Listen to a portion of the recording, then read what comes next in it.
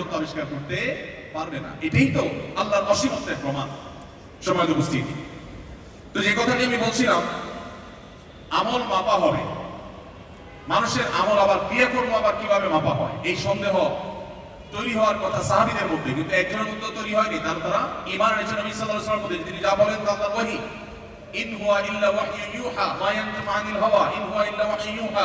তিনি নিজে থেকে কিছুই বলেন না, যা বলেন আল্লাহর পক্ষ থেকে ওহী। সো আমার বুঝে আসুক আর না আসুক সেটাই মহাসত্য। নবী করিম সাল্লাল্লাহু আলাইহি ওয়াসাল্লাম যে দিন দিয়ে গেছেন, এই পয়েন্টটিতে আমি আপনাদের বিশেষ মনোযোগ আকর্ষণ করব। এই দেশে নামাজি কালামে মুসলমান কম হোক বেশি হোক আছে, এই দেশে রোজাদার মুসলমান কম হোক বেশি হোক আছে, এদেশে দাড়িধারী মুসলমান কম হোক বেশি হোক পাবেন। এদেশে মা বোনদের মধ্যে আল্লাহর পর্দার বিধানকে মেনে চলা নারী কম হোক বেশি হোক পাবেন। যেটার দুর্ভিক্ষ চলছে, যেটা খরা চলছে, যেটার কারণে পৃথিবীর অন্য সব দেশ থেকে আমরা পিছিয়ে আছি, যেটার কারণে আমরা আজ নামধারী মুসলমান হয়েও মুসলমানিত্বের কোন প্রকাশ সমাজে, ব্যক্তিতে, রাষ্ট্রে আমরা ঘটাতে পারিনি। সেই পয়েন্টটি হলো, আমরা মানুষের অধিকার, অন্যের প্রাপ্য অধিকার সম্পর্কে আমরা সচেতন নই। ইসলামের এই বিষয়টাকে আমরা সবচেয়ে বেশি অবহেলা করি, যার কারণে একজন পাকা সাদা দাড়িওয়ালা দোকানদার তিনি দেশি মসুরের ডালের সাথে ইন্ডিয়ান মসুরের ডাল মিক্স করে দেশি মসুর ডাল বিক্রি করেন।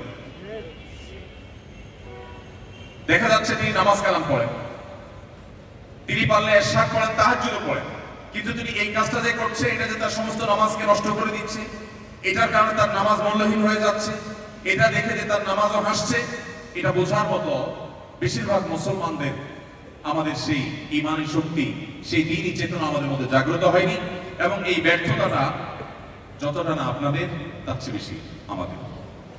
আমরা আপনাদেরকে ইসলামের সঠিক চিত্রটাকে আপনাদের সামনে তুলে ধরতে পারিনি। নবী করিম সাল্লাল্লাহু আলাইহি ওয়াসাল্লাম বলেছেন, কিয়ামতের ময়দানে তিন ধরনের মামলা আল্লাহ রাব্বুল আলামিনের কাছে বান্দার উঠানো হবে। সমস্ত মানুষের তিন ধরনের বিচার আল্লাহ তাআলা করবেন। তার একটা হলো, কোন প্রকার শুনানি ছাড়া, বিনা শুনানিতে, বিনা আলোচনায় সোজা জাহান্নামে চলে যাওয়া হবে একটি মামলার আসামিদের। সেটি হলো, আল্লাহর সঙ্গে যদি কেউ শিরকে লিপ্ত হয়, আল্লাহ এটা মাফ করবেন না। কেন? তার লজিক্যাল দিক কি, সেটা নিয়ে অনেক দীর্ঘ আলোচনা করা যায়, কিন্তু আমার হাতে সময় নেই। আর একটু আগে আমরা বলেছি, আমরা লজিক দেখি আল্লাহ তাআলার আদেশের সাথে যথার্থতা পরিমাপ করতে যাব না। যাই হোক, এটা এক ধরনের। আর দ্বিতীয় হলো, আল্লাহ রাব্বুল আলামিনের অধিকার সংশ্লিষ্ট বিষয়গুলো, যেমন নামাজ। একজন আসামি আল্লাহর কাছে কিয়ামতের ময়দানে তার বিরুদ্ধে মামলা উঠেছে যে তিনি নামাজে ত্রুটি করেছেন, কিছু নামাজ পড়েছেন, কিছু পড়েননি, পড়েছেন তো সঠিকভাবে পড়েননি, রোজা রেখেছেন তো কিছু